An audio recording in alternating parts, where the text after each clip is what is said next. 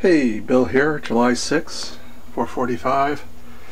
Working on the window frame here, the extension jamb. I bought some 1x6 MDF boards, and this is on this Anderson window. The jamb goes in right here. You can buy Anderson pre-made extension jambs that have a notch here. You can fit in this groove, come out, but they don't come out far enough for me. Each of these dimensions from here to here, here to here, here to here, and there to there, they're all different. And they vary as much as 9/16 of an inch, so it's an inch, half an inch with a half an inch or more. Because nothing is square or plumb in this room. So I'm going to take you downstairs and show you how I'm dealing with it. Don't know if it's how a pro would do it, but it's how I'm doing it with the tools that I have. So what's going to happen is that a piece of wood, which you'll see here, will come out and extend a half an inch beyond this plane right here created by my framing, and that's to take up for the drywall. And then you'll have a board that come out, and then there'll be another piece of molding here on all corners on top of the drywall to make the frame out the portal of the window. So, all right, I'll show you. Be back in a second. Hi, Mom.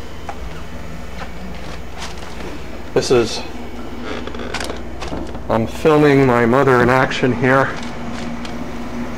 Don't know if she's amused or not. Not particularly, no. Alright, well, we're redoing the door and all the jambs and the mullions and buttons. So, I'll see you later, Mom. I don't know if I showed you, this is what I did last week. I can't remember if I showed you this, but we had some of this OSB scrap. I rented a hammer drill, and I hammered in some studs into the concrete and bolted this runner right here, 4 of these, into the wall. Then put another runner here on top of it with holes to fit over the exposed nuts and bolts from holding from the studs into the wall, the concrete studs.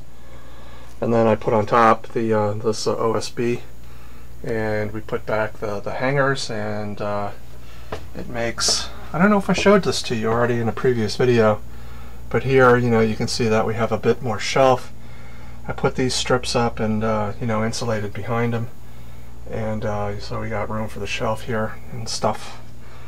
And I might put some more here to cover this hot pipe in the wintertime. It's a steam pipe, to keep the extension cords off. And we can also put hooks wherever you want to hang things, or maybe even put a little shelf down right about here. So I got rid of some OSB, which I really didn't want to, OSB scrap, which I did not want to throw away. So, be back later. Hey, I'm back, down at the workbench. This is some 1x6 MDF. It's only about, I bought 2 8-foot lengths of it for about $6-7. It's just compressed sawdust, really. Not even finger jointed. Thing about this stuff is, I really like it, is that it just doesn't warp, doesn't check, doesn't cup or bow or whatever. Doesn't want to get back on the tree, and it's cheap.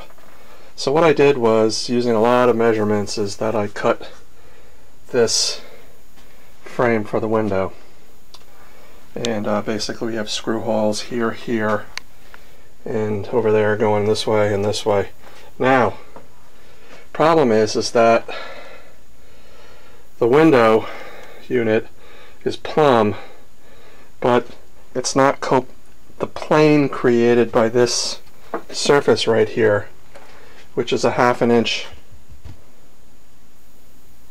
which is flush with the front facing of the drywall. If this is the drywall, it will be flush. So I had to cut this as 1x6, so it was all 5.5 inches tall across, and I put it up against the window, and then using a piece of 1/2-inch plywood to simulate the drywall, I drew a mark, and then I cut by hand. You can see here I cut these by hand. So this is a hand cut with a saber saw, and it's kind of wavy, and I don't want this to be exposed, so where you can see like the facings will, for the molding, will be like a 1/4 inch down like that, and it will, well, it might not look too great. I mean, it will, at least it will annoy me. So what I did was I did the first two, made the cut right along the pencil mark I made, and then I decided to get smarter, and I reversed and repeated the dimensions on the I flipped it the other way, so the cut side, so on the jambs here, on these are the rails and these are actually the stiles. On the vertical pieces, on the stiles, I cut on the back side, so this will go against the window frame. You won't see the cut part. So now what I'm doing is, I did this for the 2 vertical pieces, so for the top and the bottom what I'm doing is I've recut these pieces and transposed the numbers, flipped this way and then that way. And so the reason why I'm doing this also is because, you see, this wood comes, the top side comes with a rounded edge, and well, actually this is a piece of the scrap of the original rounded edge. This is the facings. You could use this way, which is really the back side, I suppose, which is a sharp edge. I want a sharp edge all 4 corners. The rounded edge on the side here doesn't matter because it will be covered with the facing molding. My battery's getting low, I gotta go. I'll charge up later and show you what I've done. Bye bye.